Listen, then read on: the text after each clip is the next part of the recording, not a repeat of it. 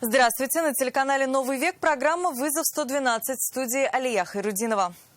И сегодня мы расскажем, как соседи спасли жизни двух человек пожилой супружеской пары. Вас разбудили, что ли? Кто вас? Или вы сами услышали? Ну да, вот стучали в дверь. Вот я встал. Они спали, когда вспыхнула их квартира. Покажем танцы на крыше «Лады». Я могу помахать просто и все. И расскажем, как этот блогер стал популярным среди автоинспекторов. Но у нас резонанс, он с целью, с другой целью. А также привитие семейных ценностей под прикрытием легкого поведения. Обманывали мужчин, чтобы они не изменяли женам, не распространяли венерические заболевания. Как девушки из Севастополя обманывали мужчин, жаждущих платной любви. Сколько человек вы примерно обманули? У меня получился один пока что. Полтора. Полтора? Это и не только прямо сейчас.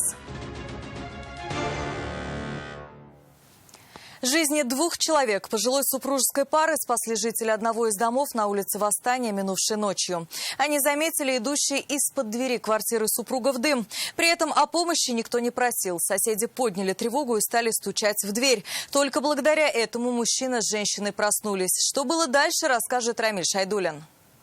Вас разбудили, что ли? Кто вас? Или вы сами услышали? Ну да, вот стучали в дверь. Вот я встал. Они стараются не думать, что было бы, если бы соседи заметили пожар чуть позже, если бы не стали стучать к ним в дверь, если бы не услышали стуков. Рассказывают, все было как обычно. Легли спать, разбудил грохот. Когда открыли глаза, квартира была вся в дыму. Не было времени даже одеться, выбежали на улицу, в чем были. А вы спали, что ли? Что это Ну случилось? да, сгоришь труса. На плита сгорелась, да? Что-то готовили вы, нет? Не помните? Возгорание началось на кухне. Как оказалось, сгорела вовсе не плита, а мебель, стол с диваном. Версий причин пожара было несколько. Запрос в хорошем состоянии, удовлетворительно. Газы прибор не пострадали, сгорание, неосторожное обращение с огнем, либо замыкание электропроводки. Пожар был ликвидирован в считанные минуты. Тем временем из-за возгорания был задымлен весь подъезд, поэтому всех соседей вывели на улицу до тех пор, пока не проветрятся их квартиры. Медицинская помощь, как и госпитализация, никому не потребовалась. Рамиль Шайдулин, Айрат Назипов, Наиль Абдулин. Вызов 112. 35-летний мужчина утонул на озере Нижнее в Лениногорском районе. Сообщение о случившемся поступило спасателям накануне около 6 часов вечера. Прибывшие на место спасатели обнаружили тело мужчины на 2-метровой глубине в 10 метрах от берега. Личность утонувшего пока установить не удалось. Его тело передали полицейским. Место, где утонул мужчина, не оборудовано для купания. 33-летняя женщина, водитель арендованного «Фольксвагена», пострадала в результате столкновения 3 автомобилей на перекрестке улиц Журналистов и Сибирский тракт. Ее протаранил водитель «Шевроле», после чего первую иномарку отбросила настоящий «Опель». Автоледи госпитализировали. Мнения водителя «Шевроле» и очевидцев столкновения о виновнике происшествия разошлись. С подробностями Вероника Гайнудинова. Как вы стали препятствием для нее? Но она могла перевернуться. За рулем арендованного «Фольксвагена» была 33-летняя женщина. Она везла ребенка, помощь медиков и госпитализация понадобилась только ей. Она ехала по Сибирскому тракту со стороны улицы Халитова в сторону Дербышек. На перекрестке с улицей Журналистов стала поворачивать налево. В этот момент «Фольксваген» врезался «Шевроле», который ехал в обратном направлении, после чего неуправляемую иномарку откинула на «Опель». Родители 23-летнего водителя «Шевроле» уверены, правила нарушила пострадавшая автоледи. Конечно, с опоры, она его не пропустила, остальные машины пропустили, он принял это положение. Произошел удар, я развернул. Водитель «Опеля» в момент столкновения стоял. Он хотел выехать на Сибирский тракт с улицы Первая Вольская. В момент столкновения «Фольксвагена» и «Шевроле» не видел, хоть и было все перед глазами. Только слышал. Он смотрел на светофор, ждал, когда можно будет тронуться. Поэтому точно уверен, когда произошла авария, движение по Сибирскому тракту было запрещено. Он только загорелся, хотел тронуться буквально доли секунды. Но были очевидцы другие, которые видели, что очевидцы пролетело, там уже на красный, когда он трогался на зеленый. То есть они как бы за нее, получается? Да.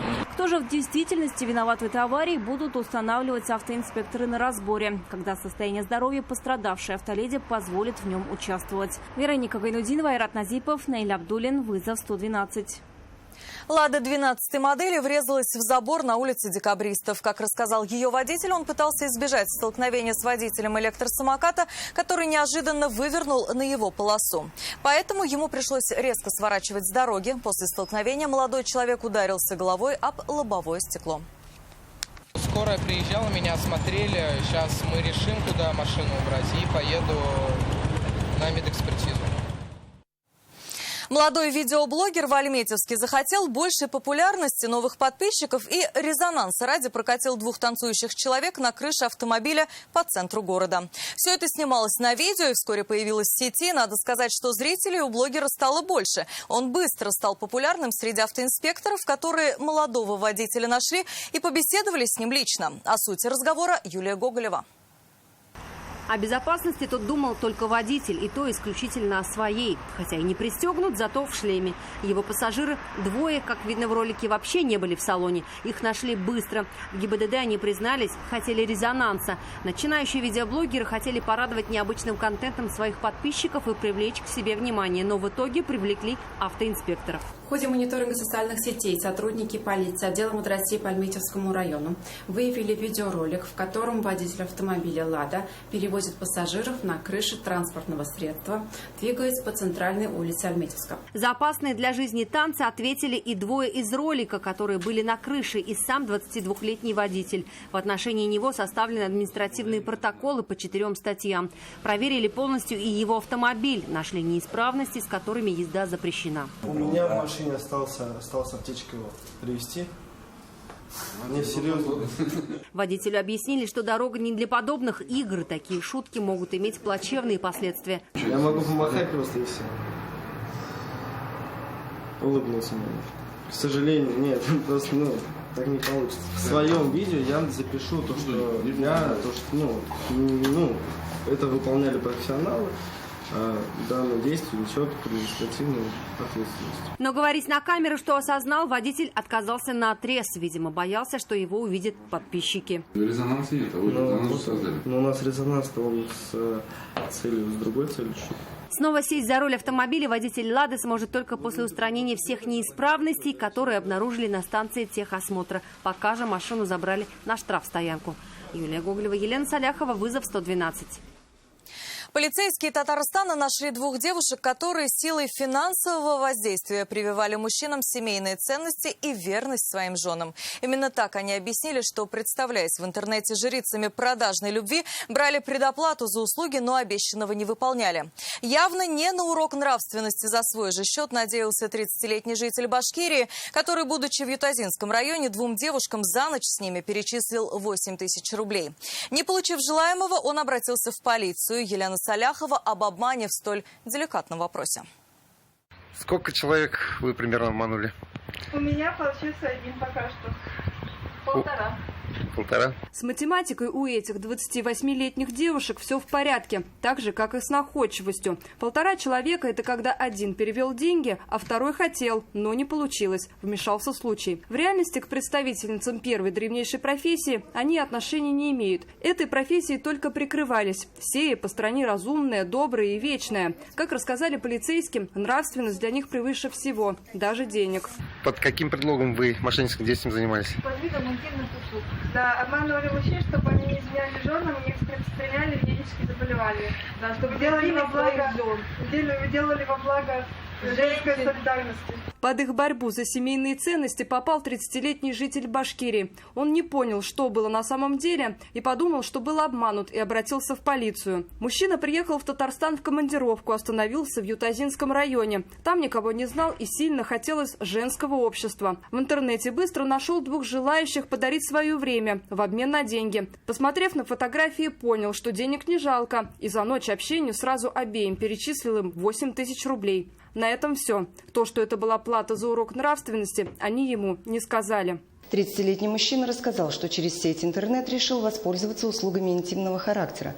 Созвонился с предполагаемой жрицей любви, договорился о встрече и оплатил услугу в размере 8 тысяч рублей. Однако встреча не состоялась. Полицейские быстро выяснили, что встретиться они не могли. Девушки находились в Севастополе.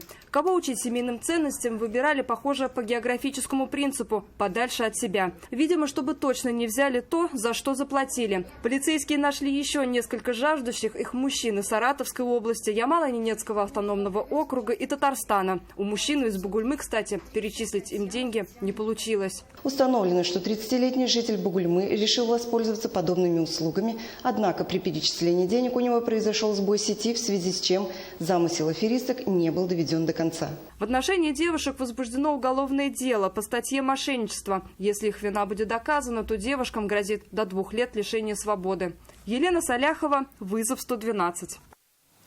Это все, о чем мы успели вам рассказать. В студии была Алия Хайрудинова. Увидимся и не бросайте вызов судьбе. Вдруг она его примет.